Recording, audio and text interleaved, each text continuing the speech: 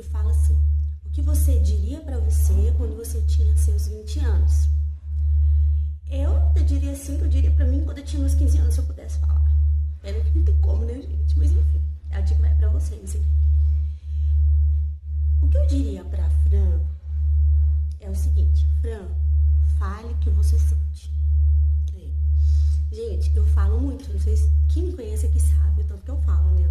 Só que assim, ao mesmo tempo que eu sou muito falante, ao mesmo tempo, quando eu sinto alguma coisa, eu tenho uma tendência de guardar aqui dentro e não falar, não expressar. E aí, depois que eu casei com meu esposo Fabrício, meu amor, enfim, depois que eu casei, eu aprendi a expressar aquilo que eu sinto.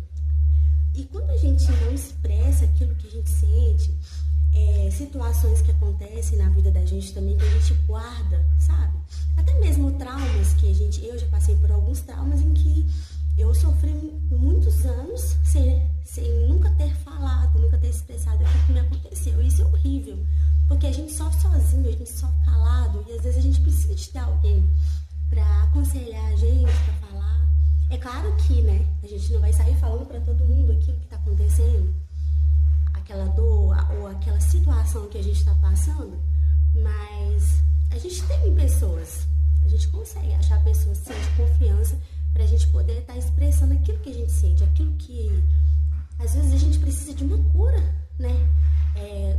Eu acredito que também, quando a gente expressa, a gente fala aquilo que a gente sente, é muito libertador. Então, assim, a dica que eu daria pra mim, na minha fase de meus 15 aos 20 anos, é isso: eu falar sobre o que eu sinto e não guardar pra mim. Então, essa é a dica que eu dou pra você também. Fale com alguém. Expresse aquilo que você sente. E, principalmente, a gente tem que aprender também a falar com Deus. Expressar, sabe? Quando você fala tudo, sabe? Já passou por isso de você... Quando você tá chorando, por exemplo, quando a gente é criança, a gente chora, a gente expressa, joga tudo pra fora. Então, assim, meu conselho também é a gente falar com Ele, com Deus, que é o nosso Pai, que Ele nos entende. Porque, às vezes, também a gente vai querer falar coisas em que só Deus vai nos compreender perfeitamente, né? Então, assim, e a gente não precisa ter vergonha de falar, porque eu já passei por isso. Por exemplo, eu fiz algo que eu falo, meu Deus, a gente fica com vergonha, tipo